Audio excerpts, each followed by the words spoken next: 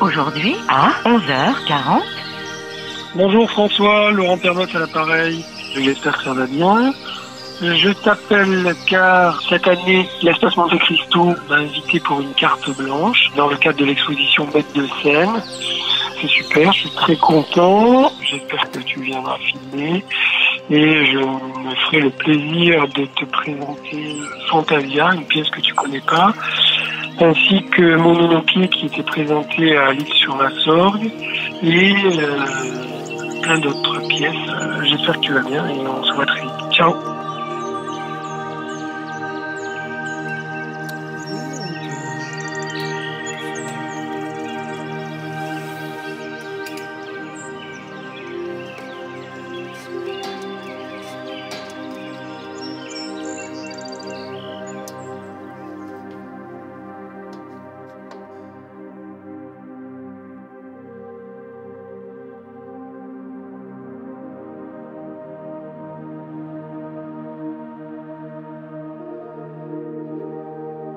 Disons que cette œuvre fait partie d'un répertoire de pièces dans lesquelles j'emploie un vocabulaire de signes au pouvoir évocateur fort, comme par exemple les pierres précieuses, les oiseaux, la figure antique, les statues antiques, les larmes, et j'essaye de rassembler tous ces signes dans une même sculpture de façon à ce qu'on puisse la décrire formellement, c'est-à-dire ce qu'on est en train de voir, on le décrit, et l'ensemble de cette description va faire un petit poème, un haïku.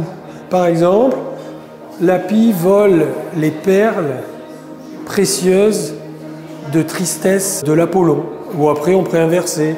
La tristesse précieuse de l'Apollon est volée par Lapi. Voilà, on pourrait faire toute une sorte de petits jeux comme ça.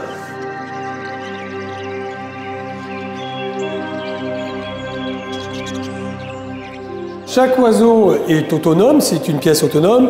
Quand je rassemble tous ces petits personnages, entre guillemets, la pièce s'appelle Fantasia. Il fait référence à quelque chose de fantasmagorique comme ça. Et puis surtout, ça fait référence aussi au dessin animé de Walt Disney que j'avais vu quand j'étais tout petit, où il y avait plein de personnages avec des transformations comme ça. C'était assez étrange. La première fois que je l'ai vu, ça sortait un peu de ce qu'on avait l'habitude de voir chez Walt Disney. Donc cette œuvre, en fait, émane d'une problématique que j'ai eue, que j'ai rencontrée dans la volonté de faire un travail qui était de peindre, de teinter ou de changer la couleur d'un plumage d'un oiseau au profit d'un tableau connu. On imagine le plumage d'un oiseau qui serait teint ou qui serait de la couleur d'un Mondrian, d'un Kandinsky ou d'un Miro. Comme si la nature se mettait à faire de l'art. Du coup, j'essaye de réaliser ce projet, mais j'y arrive pas parce que je rencontre pas mal de difficultés, à la fois pour teinter les plumes. Il ne s'agit pas d'empâter la plume avec de la couleur, mais plutôt de garder ce côté très soyeux, très fin de la plume. Et donc, avec des teintures, c'est assez délicat, c'est assez compliqué. Je n'y arrive pas. Donc, à un moment donné, trônent dans mon atelier des oiseaux taxidermisés qui demandent à changer de couleur. Donc, je vois ces canaris. Et je me rends compte qu'ils sont un peu sans âme. Et à un moment donné, comme mon projet est un peu au point mort, et je crois que c'est le clown qui est apparu en premier, je décide de doter ce canari d'un nez rouge. Et hop, ça devient un personnage, je crée une personnalité au canari. Et depuis là, j'ai créé différents personnages. À chaque fois, aussi bien le clown que le fantôme, que le sorcier ou que celui-là que je nomme Halloween, derrière chaque personnalité se cache une multitude de personnalités. Par exemple, dans le clown, il y a tout un imaginaire qui est développé, dans le fantôme aussi, dans le sorcier aussi, dans celui-là qui s'appelle Incognito, c'est comme un peu un masque de farce et attrape avec le nez et les lunettes et les moustaches conjointement greffées. Bon, enfin bref, voilà. Il ne s'agit pas de faire un répertoire des métiers, mais plutôt d'avoir une diversité de personnalités derrière une seule et même panoplie.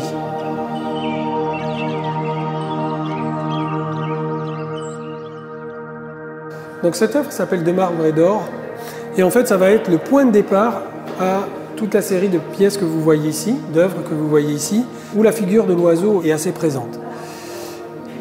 J'ai un travail plutôt de sculpteur, je suis plutôt même plasticien, c'est-à-dire qu'au lieu de travailler un seul et même médium duquel je vais extraire une forme, moi je vais plutôt convoquer différents matériaux pour essayer de créer des formes. Au-delà de ce travail plutôt de sculpteur, j'ai depuis les Beaux-Arts continué à me questionner sur la peinture. Et notamment, comment peindre aujourd'hui au XXIe siècle? Est-ce qu'il est très approprié de continuer à faire de la peinture avec des pinceaux, une toile et de la peinture sur la toile? On peut, au regard de l'évolution de l'histoire de l'art, faire de la peinture avec toutes sortes d'objets. Et du coup, je m'inscris plutôt dans cette pratique-là.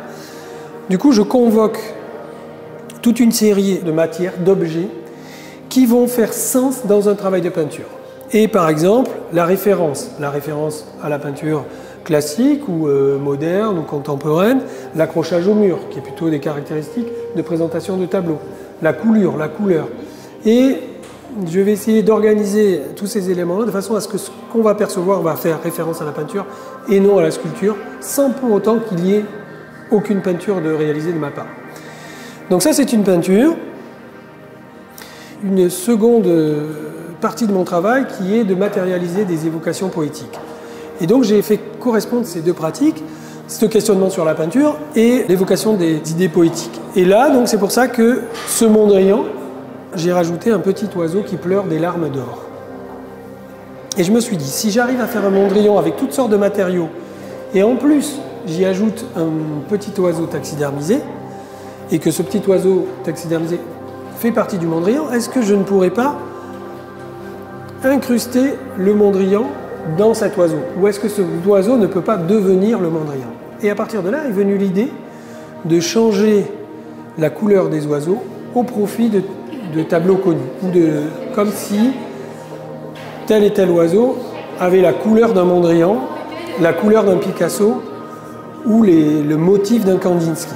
Donc ça a donné lieu à cette série d'œuvres qui sont des dessins. En fait, dans mon travail de sculpteur, dès que j'ai une idée, enfin en manipulant des matériaux, des formes et des couleurs, des idées viennent.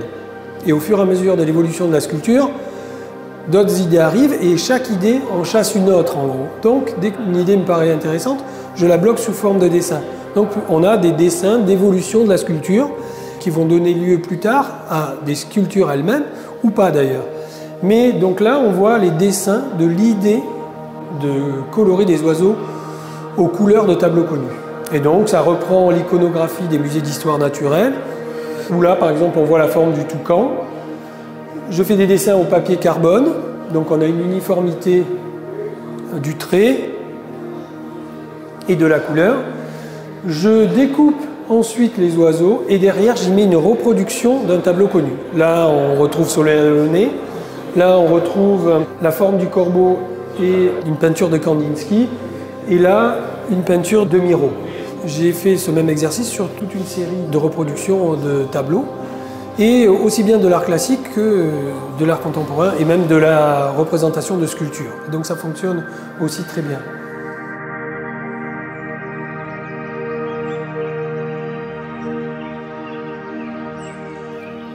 The Birds, les oiseaux, tout simplement. Donc là, l'idée de cette œuvre, c'est toujours matérialiser des petites évocations poétiques. Tous ces oiseaux sont blancs, donc ils ont perdu leur couleur, et ils pleurent la couleur qu'ils ont perdue. Et en fait, en se pleurant les uns sur les autres, ils vont retrouver cette couleur disparue. C'est pour ça qu'il y a une disposition d'oiseaux où ils sont assez proches, où ils sont les uns au-dessus des autres. On voit la tentative d'essayer de regagner un peu la couleur perdue. Tu vois là par exemple, c'est plutôt, ça fonctionne assez bien. Là on a le violet, le vert, parce qu'il y a plusieurs gouttes. Tu vois, là le jaune qui part d'ici, qui arrive ici, et le rouge. Et il doit y avoir du bleu quelque part. Il y a celui-là aussi. Bon, ils pleurent tous d'une façon différente. Et pas au même rythme. Bon, on voit bien celle-là. Celle-là aussi. On cherche la larme, on regarde, on essaie de voir comment le mécanisme s'opère. Et oui, même moi, je garantis pas à 100% que chacune des oiseaux vont pleurer, mais le fait qu'il y a une masse fait que tantôt, s'il y en a un qui pleure pas, bah, c'est pas très très grave. Il y a les autres qui vont prendre le relais. Et il se crée La façon de pleurer est à chaque fois différente et du coup le chemin de l'eau varie et du coup on a une teinte des oiseaux qui est différente. Ce qui est intéressant aussi, c'est qu'on retrouve un des signes que j'utilise dans mon travail qui est l'arc-en-ciel, c'est-à-dire quand toutes les couleurs se réunissent. Et donc là, les couleurs en se mélangeant, on va avoir sur le gravier les couleurs de l'arc-en-ciel qui vont apparaître. Il y a un rapport aussi à la peinture derrière. La coulure, la couleur, le fait de colorer une surface, il y a toujours cette envie de sonder ce matériau. On tente de le questionner à travers la sculpture. Souvent mes pièces font des allers-retours entre peinture et sculpture, notamment de marbre et d'or, le Mondrian au mur, qui est plutôt une chose assez sculpturale. Et là on revient à une sculpture où le travail pictural est plus palpable.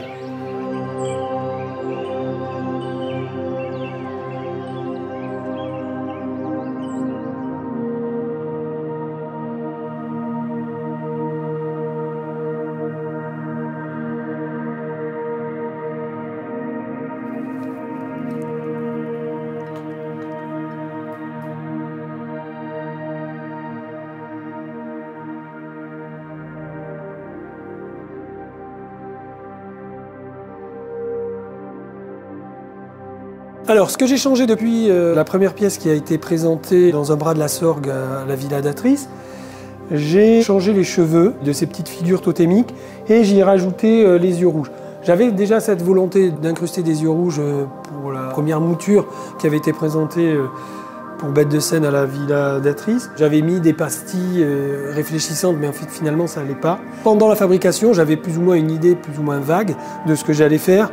Et la rencontre de certains matériaux qui sont assez nouveaux dans mon travail, comme là par exemple le bois brûlé. J'utilise plutôt des objets industrialisés issus de la grande consommation. Là j'emploie du bois que je brûle, de la céramique que je fais et du laiton que je découpais, et donc pour donner une chevelure.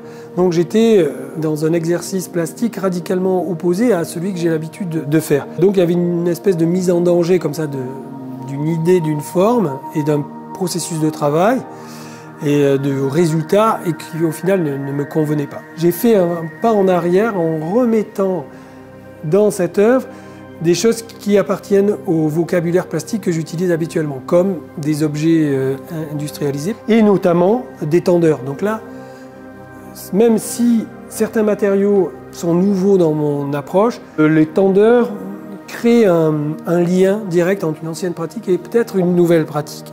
Et du coup, on reconnaît plus, je pense, l'évolution du travail. Voilà.